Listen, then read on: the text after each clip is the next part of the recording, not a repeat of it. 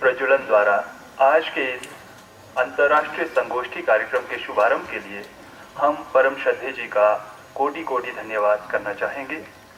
इसके पश्चात मेरा निवेदन रहेगा यहाँ पर उपस्थित सभी अतिथियों तथा लोगों से कि वह कृपया अपने अपने स्थान पर खड़े होकर मंगोलिया गणराज्य में जोनांग बौद्ध संप्रदाय के आध्यात्मिक प्रमुख परम श्रद्धेय खलका जेथुन दम्पा जी को श्रद्धांजलि स्वरूप 2 मिनट का मौन रखें। May I request everyone to stand up. We will observe a moment of silence in honor of Khalkha Jetsun Dampa, the spiritual head of the Republic of Mongolia, who passed away on the 3rd of March 2012.